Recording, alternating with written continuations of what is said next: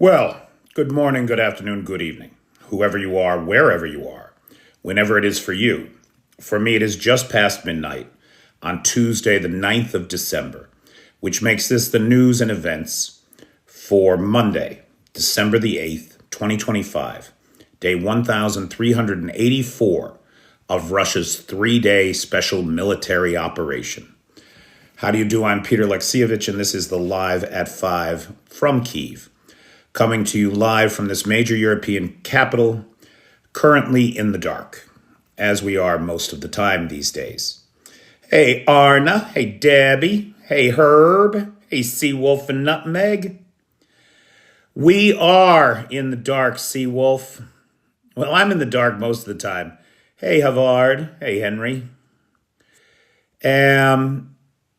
How's everybody doing tonight? Hey, Super User. Hey, Nicola Jones. Hey, Bip.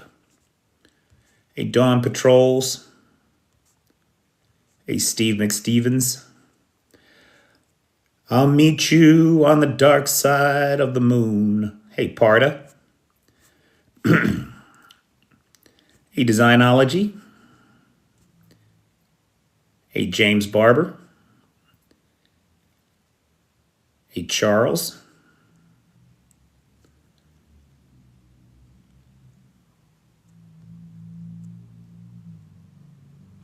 Ian Carpian. Hey, Ian. Your name looked a little bit like our sponsor tonight, Kurian, who will probably be along shortly. Thanks, Jan. Evening, Chris. Hey, Dan. Hey, Neil Steven. You know what? I should do this. Here, let me do this. That's much better. Hey, Pugga Mahone. How you doing? Well, Bernard, everything is okay, right? I mean, I don't want to complain. I'm not sitting in a foxhole someplace. Hey, Bluey. I'm not on the front line in a cold December rain with Russians shooting at me, mortars and shells flying over my head. And I don't want anybody to think I'm complaining. I mention this, I talk about this out of concern for my neighbors. Nobody should be worried about me. I'm not really suffering. But life in Kyiv is hard these days, man. And it's not just in Kyiv. It's Odessa, it's Poltava, it's Kharkiv, it's Mykolaiv, it's Zaporizhia. The average power availability, right? Like when the lights are actually on in Kyiv for the past few days has been maybe 4 to 6 hours a day. I had power today from 3:30 in the afternoon until 6:30 in the evening. Hey, Mike Now. Hey, Richard Prexis. Flying Sunbeams. G2 is here. There's Kurian. It's atmospheric, he says. Everybody, there's Kurian. He's the sponsor of tonight's live. Thank him, please. Sure do appreciate it. Hey, Mike Kelly. The Ukrainians are suffering because of Trump. You're right, Seawolf. You are not wrong. Thank you, Vittoria. That's what I'm trying to do. That's all I'm trying to do. Right, like for me, I'm a big guy. I like to be outdoors. I like to camp. I like to cook, make soup, keep the house warm. So none of this bothers me very much. I have a very good life. But my neighbor's mother, I was helping her up the stairs today because they're on 6. And 6 flights up and 6 flights down, that's a long way to go for quart of milk when you're 87 and diabetic and, everything. So the poor dear, she does not speak any English at all. I'll never forget the first day I met her. It was told to me that she had been an English teacher for much of her life. And her son, my buddy, said to me, when my mother met you, because she was an English teacher for her entire life, she did not understand a single word of English you said as a native speaker.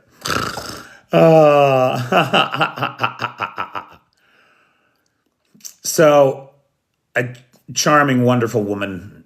She's the one who brought me the mint, if you remember from the summer. Anyway, I was thinking about this situation today. Is anybody here a fan of Jean-Paul Sartre? Hey, do you ever read any Sartre? Do you know his play No Exit? Sartre wrote a wonderful little play. And if you enjoy this kind of thing, I encourage you to read it. Yeah, you're funny, Seawolf. That's not why. I've met the Soviet-educated English teachers in this country. Let me tell you, none of them speak English. Anyway, in the play No Exit, we meet a man and two women. One of the women is a lesbian. The lesbian is in love with the straight woman. The straight woman is in love with the straight man. The straight man is in love with the lesbian. They all love the one who hates them. And this is the setup, right? These are the relationships in this play. And the setting for the play is hell, right? These are three people condemned to hell, and this is the hell that they are condemned to. Perfectly tailored for them to torture each other for all eternity. It is the play from which we get the famous line, hell is other people. Sorry, Korean. But I was thinking about it today in terms of the relationships between the United States, Ukraine, and Russia. We're all over here watching all the economic indicators. I don't want to say praying, but hoping that the data means that Russia is about to collapse. The Russians, meanwhile, cannot believe their luck with Trump. They are popping champagne every night inside the Kremlin. Make no mistake, the re-election of Donald Trump is Vladimir Putin's greatest accomplishment. It is the icing on the cake of the Cold War era. He's got an asset in the White House from which he can direct the destruction of the transatlantic partnership, the U.S.'s power in the world, the power of NATO in the world, threaten the very validity of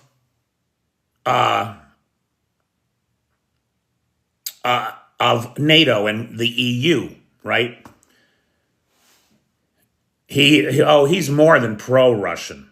I mean, he might as well be Russian. He's a Russian asset. Everything he does is intended to sow strife and destroy the United States for the benefit of the autocrats that he loves so much, and to install him and his criminal gang as the new power in the United States, with the rest of us subservient to him. That is his goal. And how people do not see it is beyond me. Today, all the pro-regime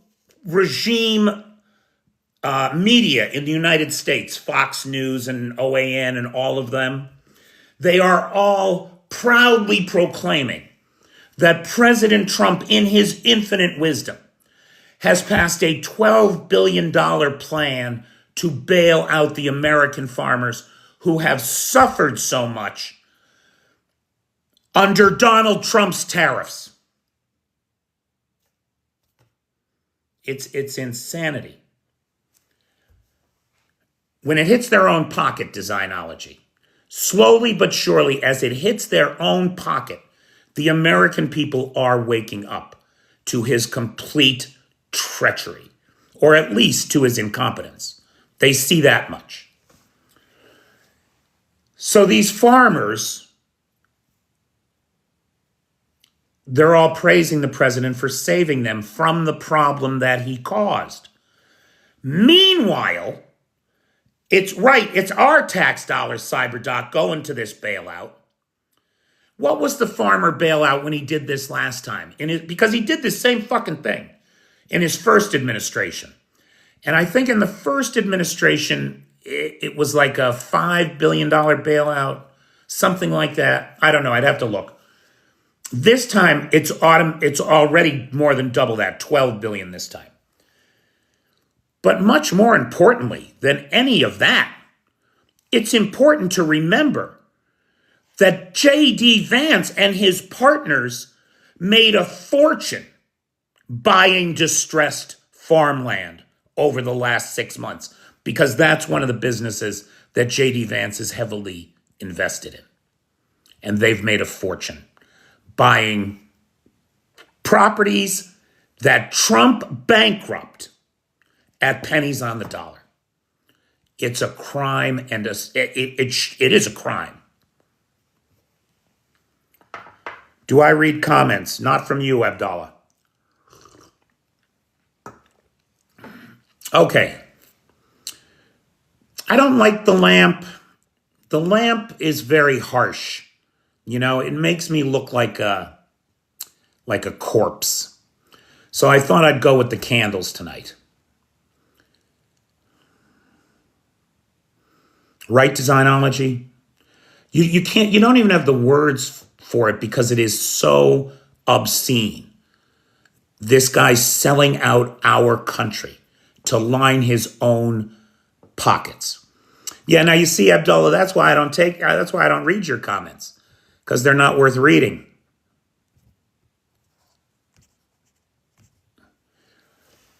But let's think about what Abdullah is saying here. The Western hegemony is falling. Well, Trump and Putin are certainly doing their best to make sure that it does. But even while the Kremlin is partying over this recent strategic defense white paper from the White House, which we'll talk about in a moment if we need to. Even while they're celebrating that, they are worried. They are worried that how far can Trump push all of this? How far can he push it before he gets significant blowback from real Americans in his own party? How far can he push it? If the midterms happen, which I'm highly doubtful that they will, I got to tell you, I think Trump is going to do everything he can to stop them. And the fact that Dominion voting machines are now in the hands of a Republican operative means that free and fair elections are at risk in 27 states, including important battleground states like Michigan, Pennsylvania, Virginia. Congress signed $500 million for Ukraine. If I'm not mistaken, Lee, it was actually $400 million if you're talking about the money that was allocated in the defense bill. So we got $1 trillion defense budget. $1 trillion defense budget. And we managed to carve out thank you, Lee, I appreciate that. And we managed to carve out $400 million for Ukraine. What is $400 million for Ukraine? 1 month's worth of air defense? Maybe. Maybe 2 months worth of frontline drones? Maybe.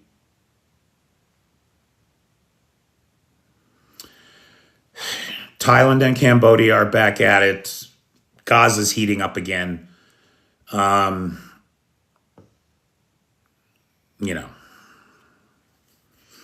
If Trump wants to go out of NATO, why Europe close all base of the Americans? Well, I think that would happen, Victoria. Or at the very least, Americans would withdraw from those bases, But let me just finish this thought. So I was thinking about it today, the relationship with Ukraine and Russia.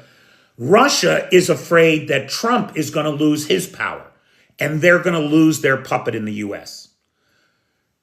The U.S. is afraid that Russia is going to collapse because that's the end of all the money.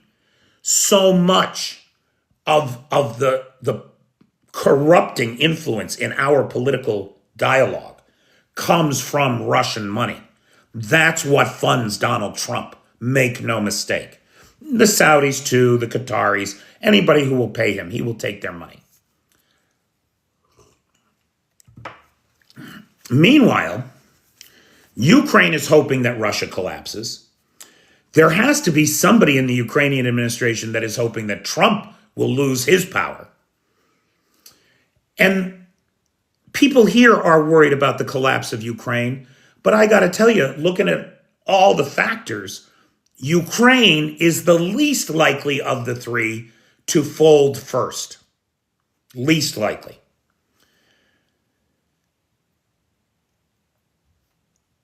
Trump and Putin are intent on the destruction of Ukraine.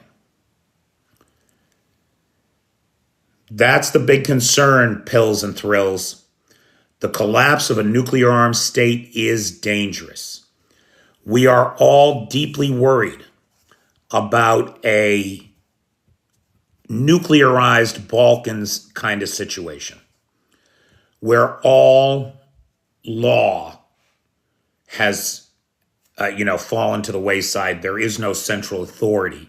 Nobody can speak for the country because the country has devolved into an orgy of violence, sectarian violence, religious violence, ethnic violence.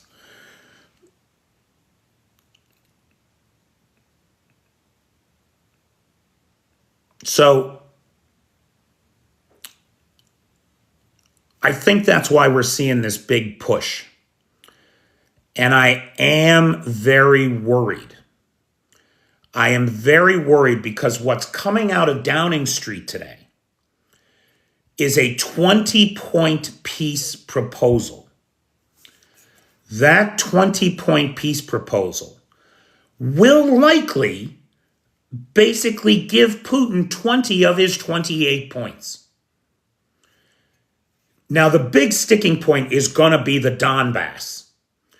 Putin is insisting, he wrote it into his constitution, that they own all of the Donbass.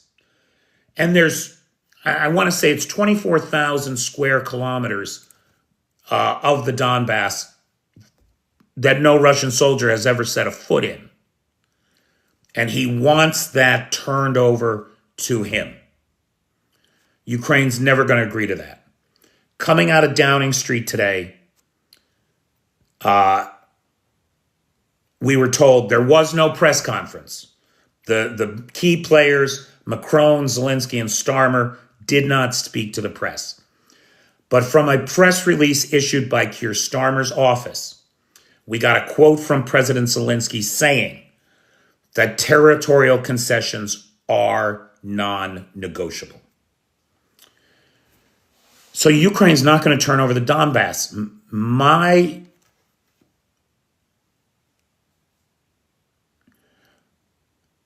Morgan, if you mean Crimea, the Russians already have Crimea. So they don't have to ask for Crimea. Why the Donbass? The Donbass, because that's where this war started in 2014.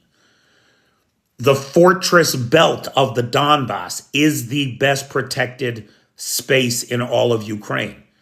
And the Ukrainians are sitting behind the revetments, behind the fortified emplacements, behind the tank traps, behind the concertina wire. That's what kills me about it taking the Russians 21 months not to take Pokrovsk, but just to put Pokrovsk in jeopardy. Pokrovsk is in jeopardy. It is not fallen. This is an important distinction to make. The Ukrainians are still in control of the north of Pokrovsk, north of the railway line, and northern Mirnograd. So you can say that they're in the gray zone. You can say that they are contested. But what you cannot say is what Vladimir Putin said 8 days ago, that they are conquered. They are not. Same is true in Vovchance, too, by the way. It is also worth mentioning that Pokrovsk and Vovchance, these cities that Russia claimed erroneously to have conquered on December 1st, don't even really exist anymore. They are just a map point and a set of GPS coordinates and a pile of rubble. They have ceased to be important in any way on their own. They are important only as a place to kill Russians. That's all that they are. And the fact is that when the Russians have sacrificed enough men and they have finally conquered all of Pokrovsk, the Ukrainians are going to fall back to that fortress belt, the most fortified emplacements along the front line. Estimates are that it will take the Russians another 1.2 million casualties and another year and a half to take all of the Donbass. That is not sustainable. It's not sustainable. And that is why they are pushing, and they have put the pressure on the Trump administration, the Trump regime. I'm going to start calling it the Trump regime because that's what it is. It's a coup. It's a regime. It's a criminal gang that has no concern for the rule of law or the Constitution. They break. When I see what these ICE guys are doing on the streets of America every day, flaunting the Fourth Amendment, flaunting, which is search and seizure, flaunting due process, warrantless searches, warrantless arrests. It's exactly, Dino. It's abhorrent, Maddie. It's exactly what it is. Follow the billionaires. We're now living in a world where you got 800 billionaires in the United States telling 30 million millionaires what the fuck to do. And those 30 million millionaires are all in Congress and the White House and etc. Why do they want the Donbass? Oh, it's better than gold, Simon. There's lithium in the ground. One of the largest, 5% of the world's lithium reserves are proven to be in a large deposit that right now sits right under the front line. And that is a particularly rich deposit. Lithium makes up about 1% of the raw ore.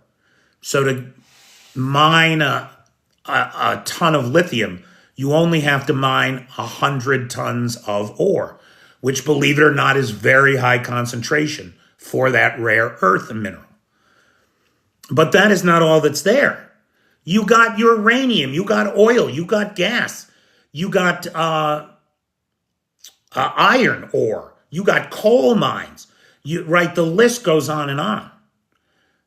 Not to mention the heaviest industrial base in the country. That's where the factories are. And Russia is famous for this, right? Look at Transnistria.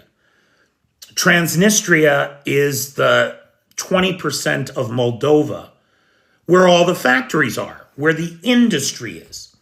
Look at what the Russians did at the end of the Second World War? Yes, at the end of the Second World War, sorry. I was thinking about the Sino-Japanese War. But at the end of the Second World War, what does Russia do in northern Manchuria? They go in there and they literally, right now, mind you, they didn't even go to fight the Japanese until after the conference at Yalta, after there was victory in Europe. Only then did Russia send its forces east. China and the U.S. And the Allied coalition supporting China did all the heavy lifting against the Japanese in the Pacific theater until after Yalta. Then the Russians turn to the east. They go in, they clean out northern Manchuria, they take 600,000 Japanese POWs, and they do not send them home. They send them to the Soviet Union as slave labor. None of them are ever returned home. On top of that, before they take them prisoner, they make them pack the whole place up. Literally, right? They go into the power plants and they tear out all the transformers and all of the hydroelectrical generation equipment. They put it on trains, they ship it west. They go into the industrial base, into the factories. They're pulling machinery out, heavy equipment, putting it on train. They cleaned northern Manchuria out of everything. And this is what they do. The entire Russian economy is based on murder and theft. That's what it is. You're not wrong, Andy. Trump is a disgrace. What about Slovakia and Hungary BS suit? Is that to stop the Russian frozen assets from being handed over to the Ukrainians? Which suit are you talking about with Slovakia and Russia and Hungary? Are the Russian troops in Transnistria a legit target to be taken out? Kieran, Ukraine's got its hands full. It can't very well invade its neighbor Moldova.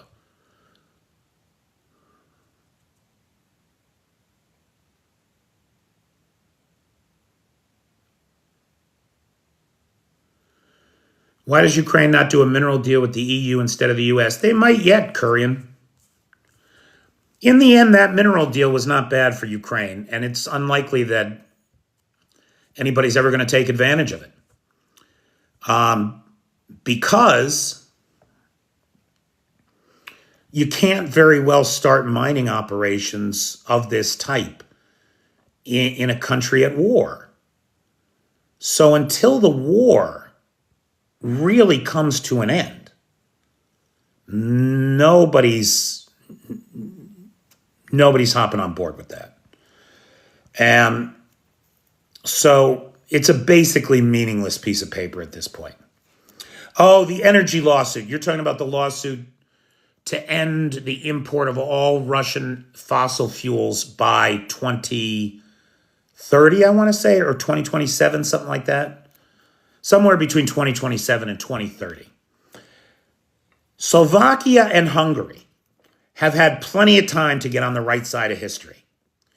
I don't know where their lawsuit will go. I'm not a lawyer. I don't know what the merits of it are.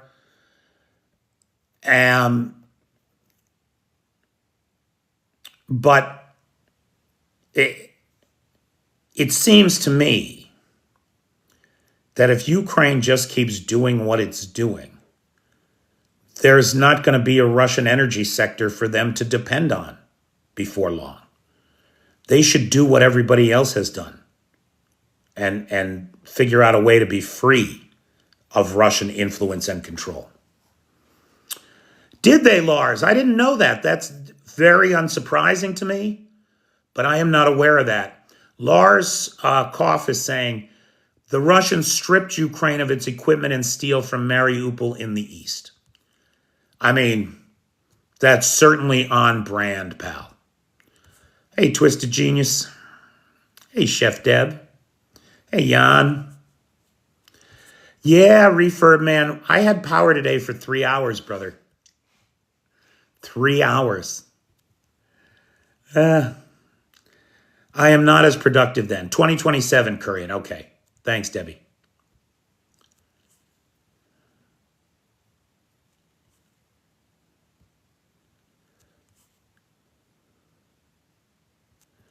Surely if Trump walks away from Ukraine, he won't get his peace prize.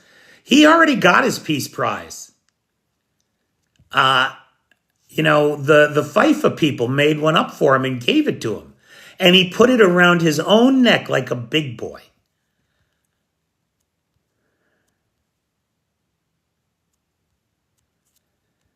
All Trump knows is extortion. He'll never really win a peace prize.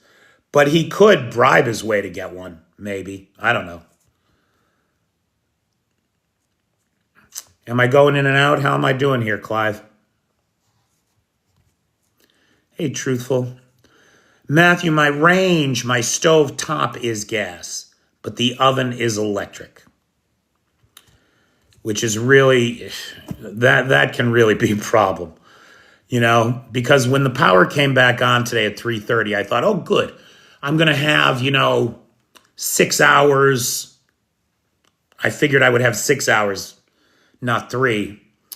And I had been brining a turkey thigh overnight, and I wanted to get it in the oven to roast it. And yeah, no, that didn't happen exactly.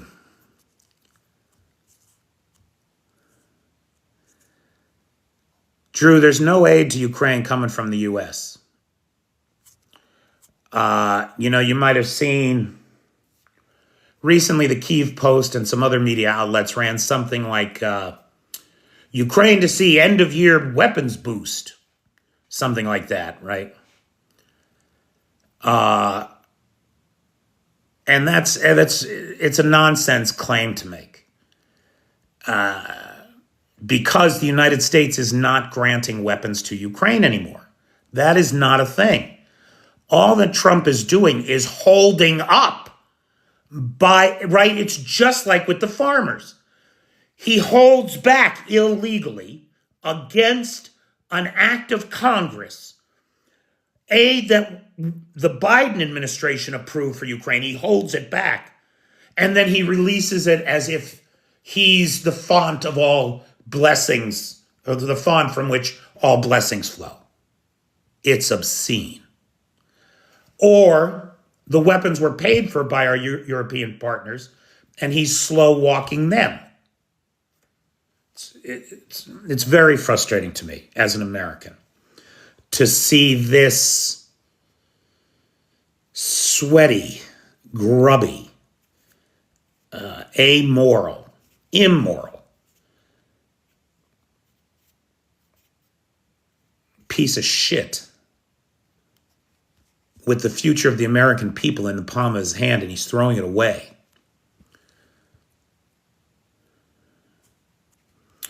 Pistol Pete, what's the plan when Russia has lost? That should also be of concern to a lot of folk. And that's the problem, Pistol Pete. The entrenched diplomatic corps, the Cold War era professional suite of diplomats out there, they have it stuck in their head that Russia can't lose.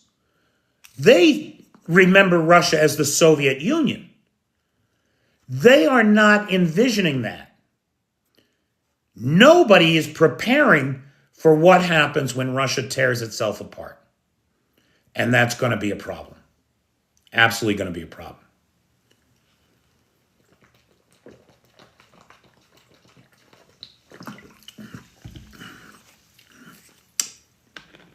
It may be less of a problem than the current situation.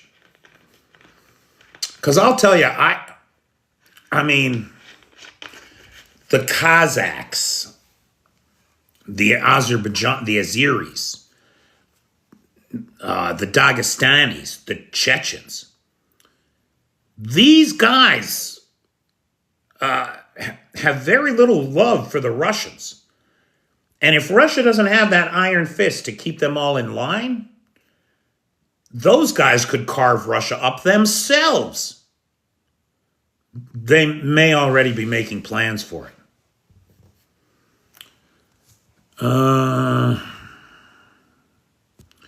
Nobody knows who's coming after Putin. That is the problem with autocracy.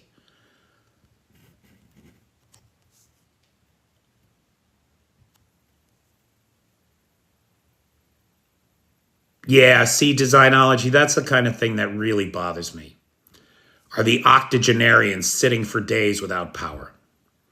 That's hard. I mean, I don't know if you can tell in the candlelight here, but I'm not shaved, right? Like, it's not, it doesn't bother, I'm not bothered by it, but it's got to be hard for those guys. We got 3 more years of the damn Orange Man. No, I don't think so, Matthew. The book of Revelation says that the days of the beast are numbered to be 7 years. So 4 years in his first term, 3 years in his second. He should be gone before the term is out.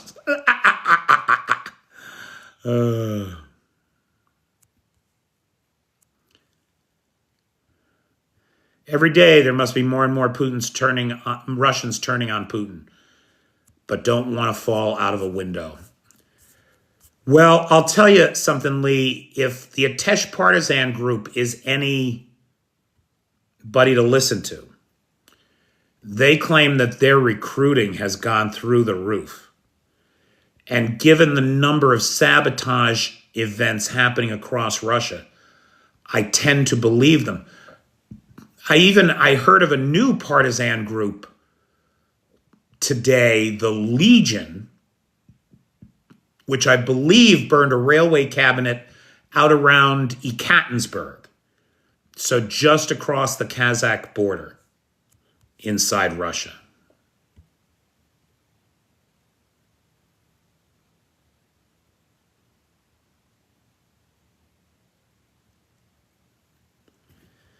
Gerard, you might want to type that again. Lola K, Trump is halfway. Halfway to what? Halfway insane? Halfway demented? Halfway evil?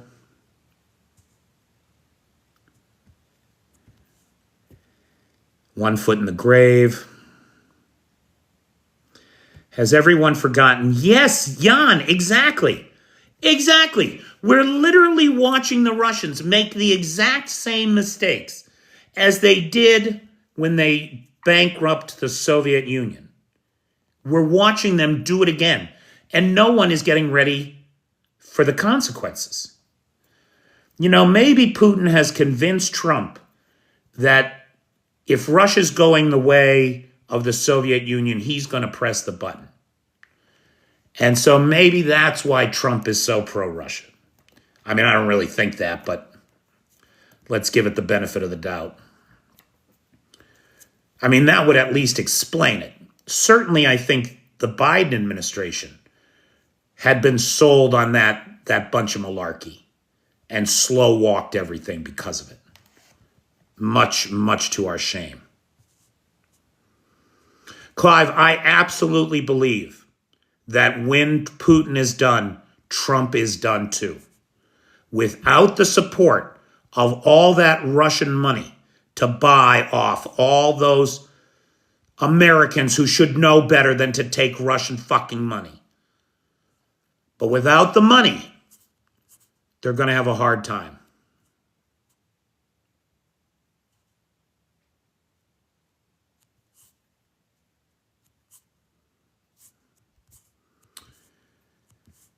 And it took Russia 30 years of foreign aid to re-drill all wells at stoppage. But let's not forget that then they invaded Ukraine and American business pulled out and lost billions. I can't believe that these guys are such suckers that they're going to go back for more. That Putin can whisper in Trump's ear, money, money, money, money, money, money, money, money, money, money, money, money, money, money.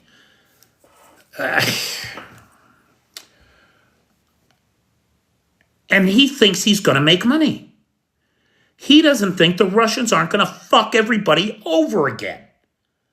Money, money, money, money, Donald, money, Donald, money, Donald, deals, deals, deals, deals. Let's make a deal. Let's make a deal. You're making a deal with the devil. He's never going to pay. He's going to fuck you over every time. Who could be this stupid? Oh, right, the maggots.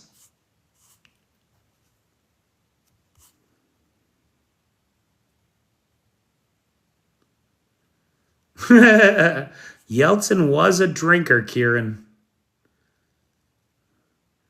Hey, Lion. Hey, Mark. Many Norwegian companies went over there with oil tech. TK's daddy. That was in response to TK's daddy.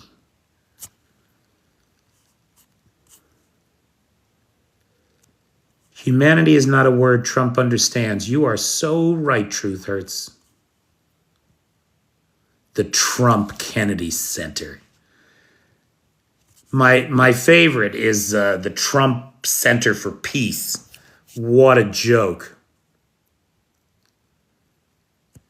Yeah, Merrick Garland turned out to be such a disappointment, boy.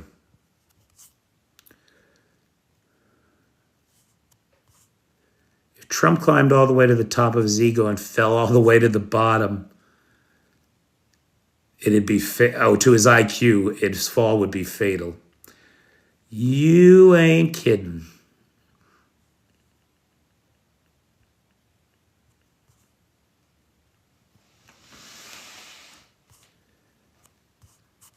If Trump hears these words, he'll go crazy. Too late.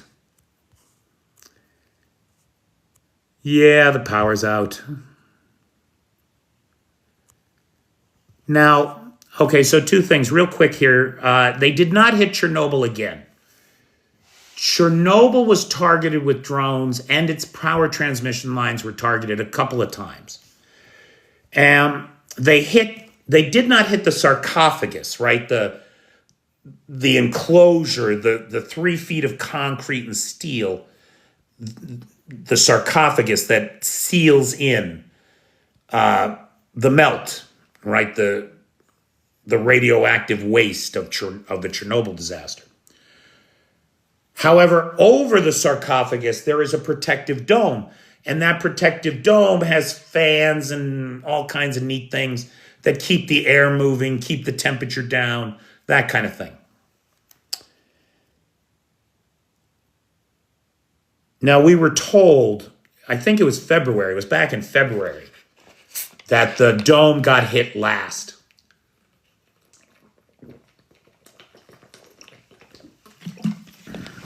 And the initial damage assessments from February indicated that, yes, there were these holes in the roof, but everything was still functioning, the fans were working, cooling was happening, everything was fine. And most importantly, there was no radiation leakage. That may now have changed. You have to be careful with these things because I don't want to say the wrong thing and cause anybody any unnecessary upset. And I don't have any notes in front of me. But as I understand it, there is some concern now about when are we going to get around to repairing that roof? When will the European Reconstruction Fund approve the money so that we can fix that roof? Because it's a problem. It's a problem. It's particularly a problem because the Russians keep targeting the main power transmission lines to these nuclear facilities. And when you cut off the transmission lines and everything has to fail over to the generators, you're always running the risk of a cooling failure. Or in the case of the plants that are still operational, you're talking about a reduced power output from the generators. Now, that then hits your partners like Moldova, who depends on electricity generated by Ukrainian nuclear power plants. The Moldovans had to turn to the Hungarians and the Slovakians and ask for emergency electrical supply because the transmission lines to the 3 functioning nuclear power plants were all cut in a large-scale attack about 2 or 3 weeks ago. Now, as far as the Chinese go,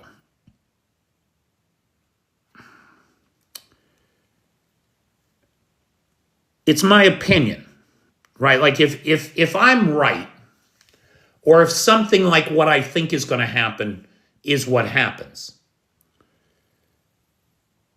that Russia is rotten through to its core. It's literally in the throes of its last cannibal orgy of devouring itself in this nightmare gangster world that they've created. If that's about to happen, and we will see ethnic and geographically disparate minorities try to rip themselves out from under the yoke of Russia's oppression, then I think what we're going to see in the Far East is Chinese peacekeeping forces. The People's Republic of China has heavily invested hundreds of billions of dollars in Siberia, up around Lake Baikal. Oil infrastructure, gas infrastructure, infrastructure that is critically vital to its national interest. So during this time of trouble, we are happy to send our troops in to help secure the peace. And then they're never going to leave. Water is a main component of this. Lake Baikal has about, I think it's the largest single source of fresh water on Earth, right? Like the Great Lakes might be more by volume, I'm not sure. But that's only because it's 5 of them put together. No single Great Lake is as big as Lake Baikal, and I don't think as deep either.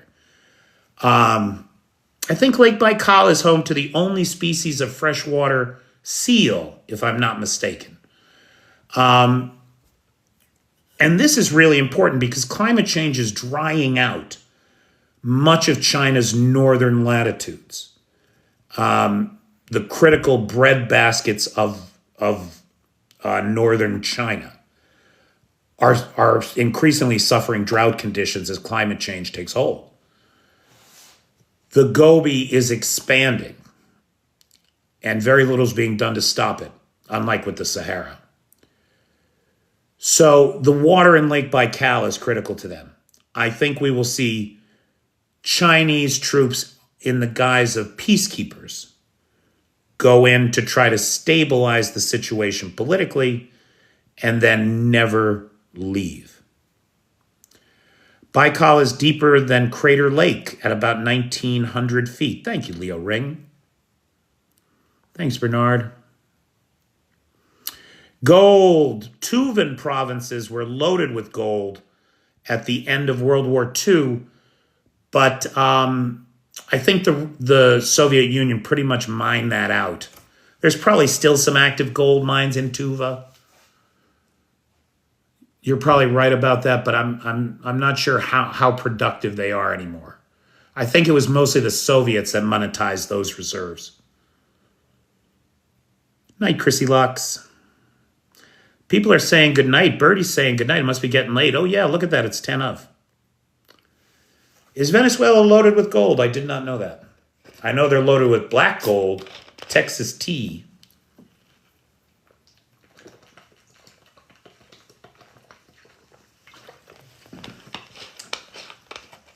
I'll tell you, I was kind of hoping the power was going to come on at 12:30. That would be 6 hours without power. But it doesn't look like it. Today's going to be, I guess, all up 21 hours without power today. 21 hours.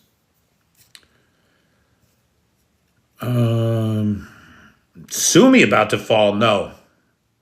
No, definitely not Designology. You might be thinking about Vovchansk, right? So there's Kharkiv, and then next to it is Sumy, right? And there's incursions in both of those from the Russian side. The Sumy incursion hasn't gone anywhere. It's nowhere near the city of Sumy. They're not even within artillery range of Sumy. But the other incursion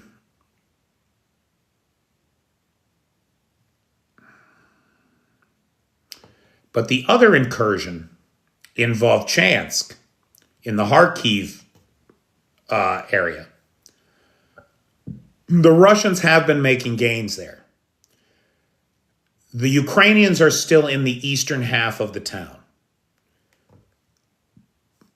But that was one of the towns that Putin claimed on December 1st to have completely liberated. Over a mile deep, Lake Baikal. Thanks. Paul's got connections in Sumy. Paul was our sponsor on Friday, if everybody remembers. Everybody thank our buddy Kurian, who is the sponsor of tonight's live, please. Everybody thank Lars, who has the Discord server, Nightshade, who has the Peter's Peeps group on the Book of Faces, and the best moderator team on the Tickety Talk. Sorry. Maddie, Feisty, Travis, and Roy. I should get a PhD in Ukrainian geography. I'd like to get a PhD. I'm just not sure what. George, what am I doing to keep warm? I'm making soup. So my grandmother taught me as a young man that when the fire is out and there's no heat in the house, what you do is you put a big pot of boiling water on the stove and you make some soup. And I've been making a lot of soup, man. I'll tell you, I made a pumpkin soup. A friend of mine brought me a pumpkin, and I made a pumpkin and leek soup that is delicious. And that's what I've been eating for the last 2 days or so. Well, along with that turkey thigh.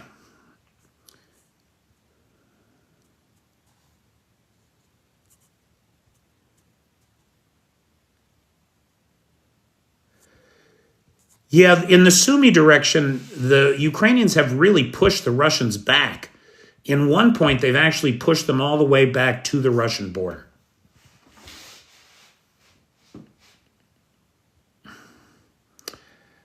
Pool hall degree, PhD. Leo, that's what Mother always used to say. Being a good pool player is the sign of a misspent youth. You like a leek soup, huh? Me too, Paul. Pumpkin leek. I make a pumpkin leek soup. Actually, I use leeks with all the, now that I think about it, the acorn squash, the butternut squash. They just, I don't know what it is. They just work.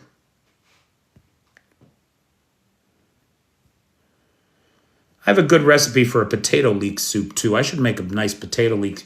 Oh, my friend Natalia just brought me a bunch of, they call them Polish mushrooms. They're a kind of meaty, forest mushroom, wild mushroom, reminiscent of popinkies in the United States. And I have a bunch of them in there. I should make a soup. I should make a nice mushroom soup, or maybe a potato leek mushroom soup. George, thank you so much. Abuya, thank you, Nathan. Thank you very much. Nana Pam, you're so nice. Thank you. Okay, now. Here, George asks a great question, and I meant to talk about this. Is it true Russia has lost a few ships? Now, George, it is true that Russia has lost half the tonnage, or about a third of the vessels of the Black Sea Fleet. They have all been promoted to submarines, right? So that's a true thing. But I think what your question is really about is because you may have seen a headline today, Russia loses 15 ships. There is a company called Bestika. They are in the shipping and logistics business. And they legitimately trade in Russian oil, act as a carrier for Russian oil under sanctions, right? So they do all the paperwork. Their ships are insured. Their ships are seaworthy. They're inspected, right? They're a legitimate shipping logistics business. Well, they're not doing any business with Russia after one of their ships got blowed up in the Black Sea. They just pulled out. Now, that's only 15 ships. But every legitimate carrier is going to be saying the same things to themselves. If the Russians lose half of the tanker fleet that they depend on, that's over $100 billion in exports a year. That wipes out 25% of the federal budget. This idea of targeting the shadow fleet is having powerful and immediate impacts on Russia's ability to prosecute this war and to continue to generate the income to do so. So I'm really glad you asked that question, because that was something I meant to talk about tonight. But it's very hard to be productive in this 19th century existence. Very difficult. Heroam Slava, Victoria. Heroam Slava. Now look at Courtney Davis with her Cyrillic keyboard. Nice.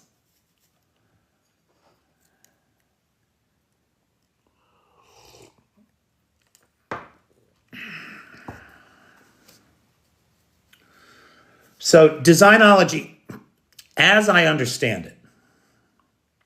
Thanks, Chrissy Lux. Budlaska.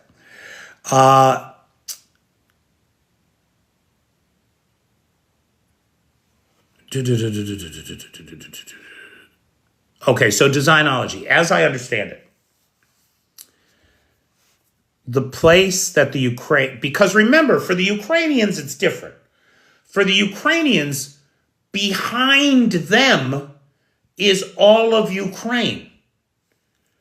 For the Russians, behind them is occupied territory full of their enemies. Full of their enemies. As we see every time a railway cabinet gets burned, a railway gets blown up, whatever, right? So it's different for the two sides. For the Ukrainians, as I understand it, the only place where there's real trouble, real pressure on the ground lines of communication are around Pokrovsk and Mirnorad especially.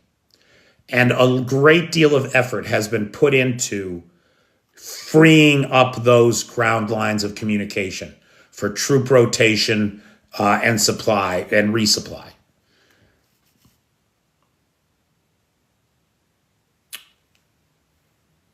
For the Russians, it's a much more varied story. All up and down the line, the Russians are having problems. In places like the islands in the delta of the Dnipro, as I understand it, Russians are basically out there on those islands completely alone, isolated, and starving to death. Up in Kupiansk, you had the case where the Kremlin announced that they had captured Kupiansk and showed us video of some Russians hoisting a Russian flag over the center of town. What they did not show you was the video of the Ukrainians hunting those men down and eliminating them. And then isolating, surrounding the 60 or so Russians that were still in the town and starving them out. They could only be resupplied by drones. And this is a consistent theme.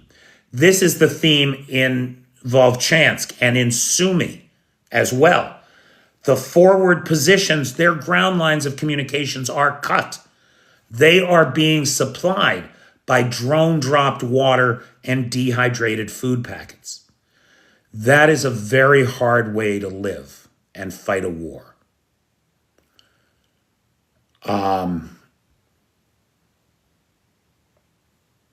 And winter is coming.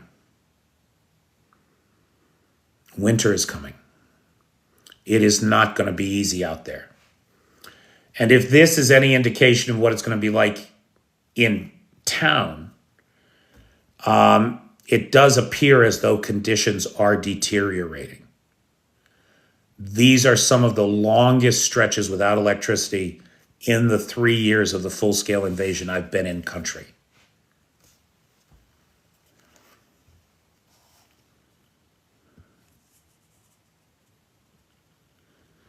Every ruble lost for Russia is a good case for Ukraine, so sink every ship they can. Erling, I could not have expressed that sentiment any better.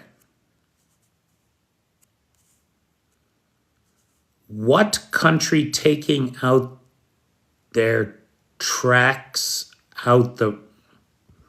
Mike Kelly, are you drunk? What kind of question is that? Is English your first language? It is getting cold and inhospitable.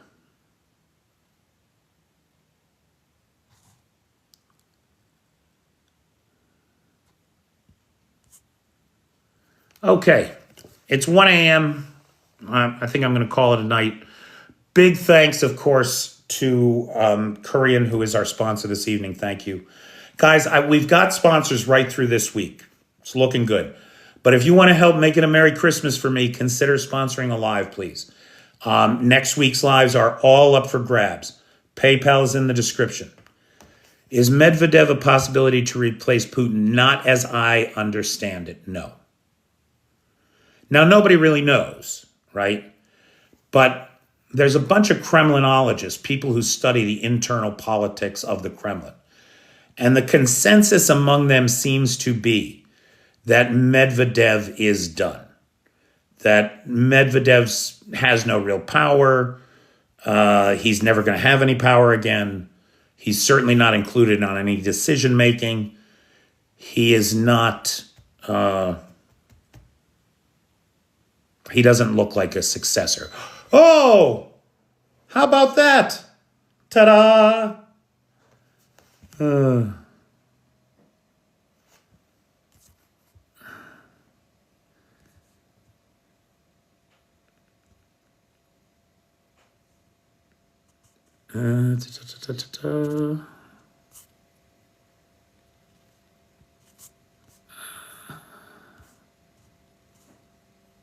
You need a good borscht recipe. Don't you have the internet?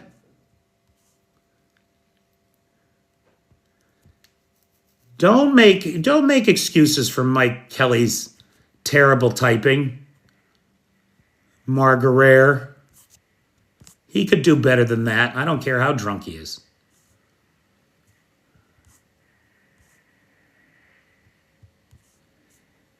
The heat is on, the lamp is light. We stand with them who fix and fight. My buddy Maxime wrote that on his Facebook the other day. I think it's great. Yeah, so the lights are on just in time for me to go to sleep.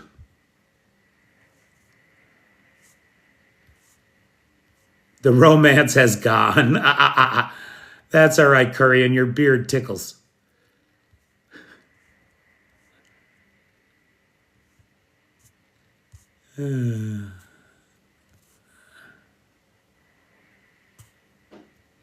That's what I got to do, Lars. I got to charge the power banks right up. The power bank, the good one, didn't even charge fully in the 3 hours that we were on before. So let's hope that lasts a little longer. It's exactly what I got to do, Seawolf. I thought I saw Moldova removing their train tracks from Russia. Well, Mike, what you probably saw, right, because Moldova is not adjacent to Russia. So there's no Russian train tracks running into Moldova. That's not a thing. But what there is Soviet gauge train tracks, 13 gauge train tracks. This is a problem all over the former Warsaw countries, the former Soviet bloc nations.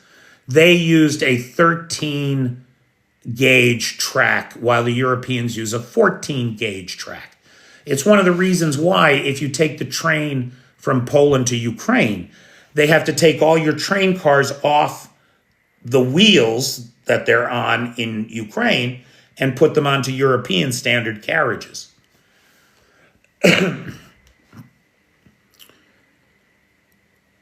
A lot of Eastern Europe is trying to replace its 13 gauge line with 14 gauge European standard line because then the trains can just move between the EU and these former Soviet bloc countries.